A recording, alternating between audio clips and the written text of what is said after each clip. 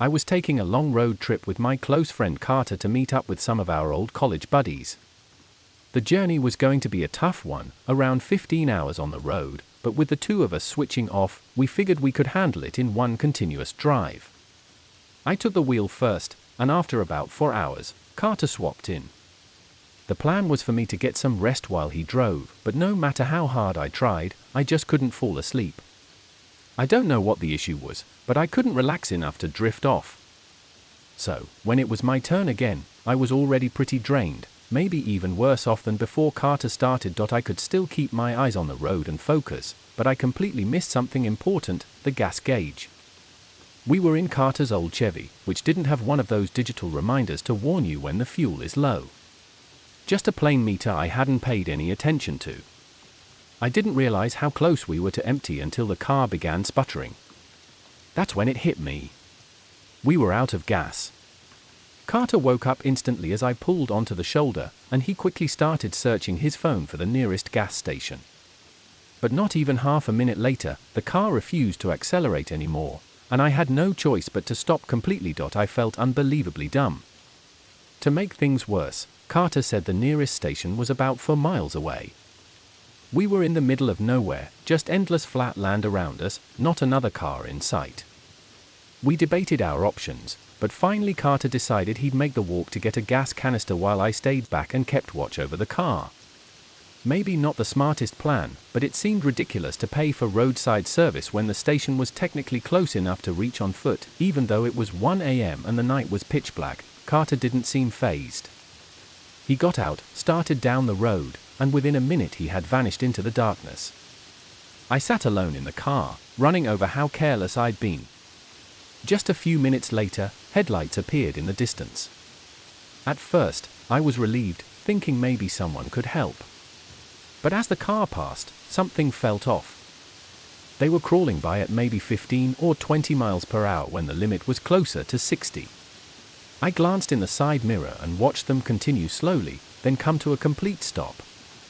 My stomach dropped when they turned around and came back. I didn't want to admit I needed help, and luckily I didn't have to. They didn't stop to ask. Instead, they drove past me again, even slower this time, barely moving at all. I could almost feel their eyes scanning my car. After a few moments, they sped back the way they came, leaving me rattled. I kept staring down the road, waiting, half expecting them to circle back. My gut told me something was wrong. I grabbed my phone and called Carter to warn him, hoping he could hurry. But he didn't answer. The call rang through until voicemail. That made me even more uneasy. I tried again a minute later. Still nothing. At that point, fear got the best of me. I decided to leave the car behind and try to catch up to Carter on foot. It had only been 10 or 15 minutes since he'd left, so if he was still walking, I figured I could jog and meet up with him quickly. I locked the car and started running along the shoulder. The silence was unsettling, so quiet that when I stopped to catch my breath, I could hear the ringing in my ears. No wind, no crickets, nothing. Just dead stillness. I jogged for about 15 minutes but didn't see Carter anywhere. That didn't make sense unless he had started running too. I pulled out my phone again to call him, and just as I hit dial, I heard a faint ringtone in the distance. My head turned toward the fields. Way out in the grass, I could just barely see a dim glow, the screen of Carter's phone. My entire body tensed up. "Carter!" I shouted. No reply. I stepped into the grass, closer to the glow, calling his name again. This time, I heard a muffled voice. It was Carter, but I couldn't make out what he was saying. I hurried closer, and then his voice grew clearer. He was yelling for me to get down. I dropped into the grass instantly, still unable to see him, but trusting his panic. I glanced back toward the road, and sure enough, a car was slowly approaching. The same car from before. My heart sank. They cruised past like before, circling back multiple times, crawling along the road as if searching for someone. When they finally left, Carter emerged from his hiding spot. We both sprinted toward the gas station.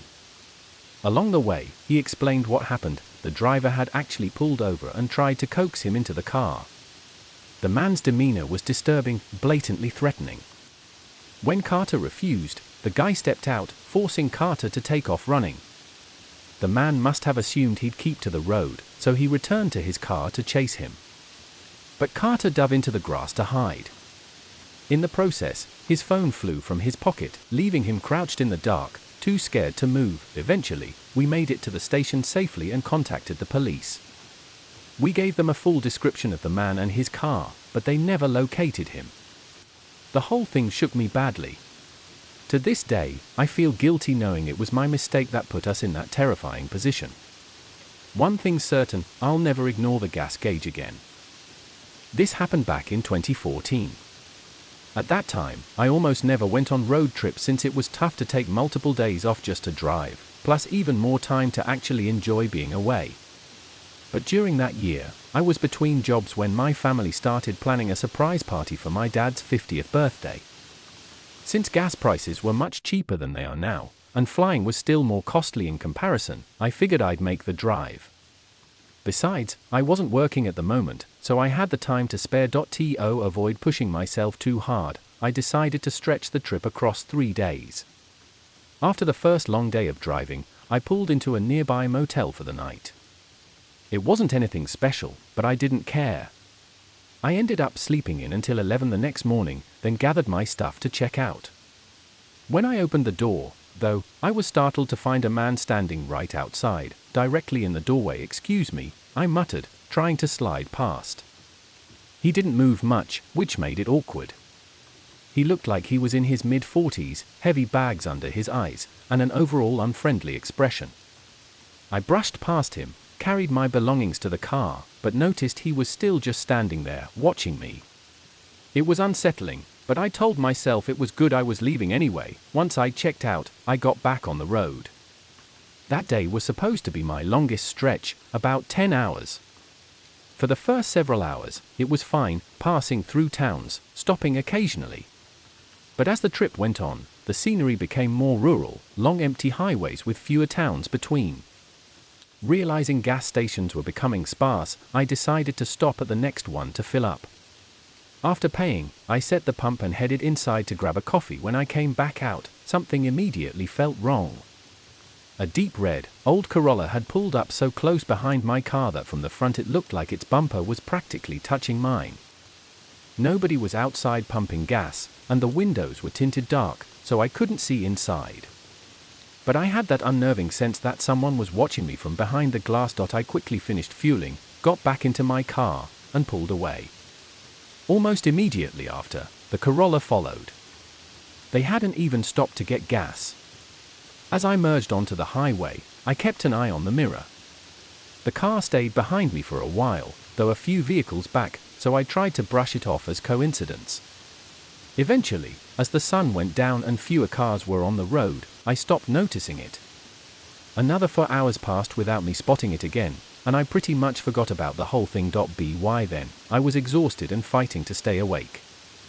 The closest big city was still a couple hours away, but I really wanted to push through, get a proper hotel there, and maybe check out the city in the morning.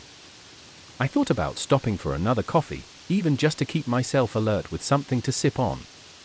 At the next exit, I pulled off into a lonely gas station, but as I rolled in, I saw the store lights were out. It was closed.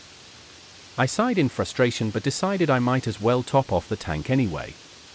While filling up, I noticed a pair of headlights in the distance coming down the exit ramp. The place already felt eerie, dark, empty, surrounded by nothing but open road. My stomach dropped when I recognized the approaching car. The deep red Corolla. My heart rate spiked. It was like every instinct screamed I was being followed. I hurried to finish fueling, slamming the nozzle back into place. The Corolla came in fast, but instead of pulling up to a pump, it drove right up beside my driver's side door. I scrambled into my seat just in time as the passenger door of their car swung open. A man stepped out and rushed straight to my door, yanking on the handle. I locked eyes with him for only a second, but it was enough to realize it was the same man from the motel. Those cold, sleepless eyes gave me chills. I started the car immediately, and when he realized he couldn't get inside, he stopped tugging. I expected anger or frustration on his face. But instead, he grinned, a wide, unnerving smile, like the whole thing was some sick joke. That grin was worse than if he had screamed at me. It was the look of someone completely unhinged. I floored it back onto the highway, not slowing down until I reached the city limits. Thankfully, I didn't notice them following me again. But what really terrified me wasn't just the man, it was the fact that he came out from the passenger side. Which meant someone else had been driving. There were two of them. Whatever their plan was, they were both in on it. They had tailed me for over 10 hours, maybe even since the night before without me knowing. To this day, I still think about that trip. It's been over a decade, but the memory of that man's grin still sticks with me. A few years back, while I was still in college, I was driving home to spend winter break with my family. The trip was practically cross-country, which meant days of long, non-stop driving. I didn't have much money at the time, so hotels weren't an option. Instead, I brought blankets and pillows, planning to sleep in the car whenever I got too tired. On the second night of driving, around 1 a.m., after more than 11 hours straight behind the wheel, I finally hit my limit. I was starting to nod off, so I pulled into the next rest stop I came across.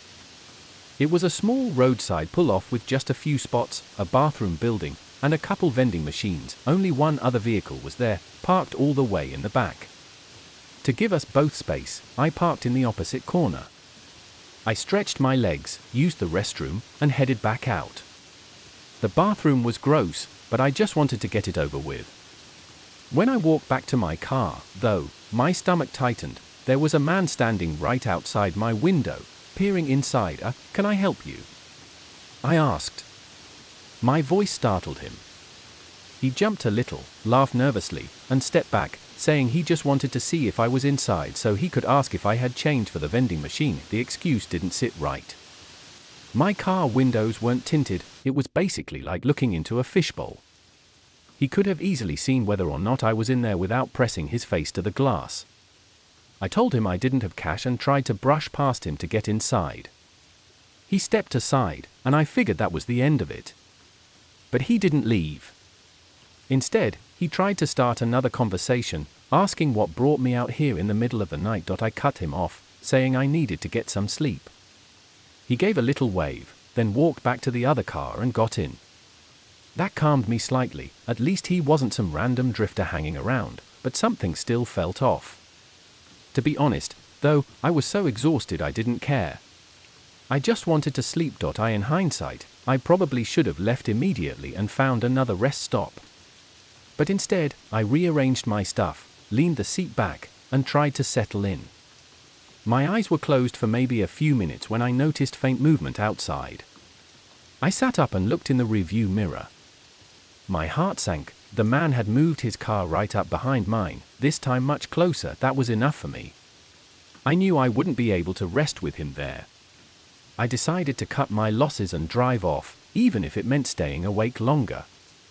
I threw the car in drive and got back on the highway, muttering under my breath about how creepy that guy was. The problem was, on that stretch of road, rest areas were spread far apart, so leaving cost me at least 30 or 40 extra minutes. It was dangerously hard to keep my eyes open now. My lids would drop for seconds at a time before I jolted awake. Eventually, though, I spotted another rest stop. Relief hit me, but when I pulled in, I realized it was abandoned. The building was boarded up, graffiti all over, no lights besides the dim street lamps. Still, I was too drained to keep going, so I parked. Oddly enough, I actually fell asleep fast. I think I got a solid 2 hours before being jolted awake by a loud crash against my car. The whole vehicle shook. Disoriented, I whipped around to see headlights parked directly behind me. Then, in the right mirror, I caught sight of a figure standing next to my car, holding a metal baseball bat. Before I could react, he swung again, smashing my rear window. My heart pounded as I fumbled for my keys, yelling, "What the hell?" The man stepped closer to the passenger side. That's when I saw his face, and instantly recognized him. It was the same guy from the previous rest stop. He wore a twisted grin, eyes wide, as he swung the bat against my door repeatedly, shouting "liar" over and over. I had no idea what he meant, or why he was saying it. I managed to start the engine, trembling, and peeled out of there before he could do more. My hands were shaking so badly I could barely dial 911, but I did, telling the dispatcher what happened as I drove. I met with an officer at a nearby gas station, where they inspected the damage. 2 windows shattered, dents all over the side, and I hadn't even realized my back tire had been slashed and was nearly flat. Another officer went to the abandoned rest stop, confirmed the damage, but of course the man was gone. They put out a notice with his description and the car, but nothing came of it. I ended up stuck in a nearby town for a few days while my car was repaired. Luckily, I eventually made it home safely. But what haunts me most is how irrational the whole thing was. That man seemed to lose his mind over something as simple as me not giving him cash, or maybe just not talking to him. The idea that I could have been killed that night over something so meaningless still sends chills through me.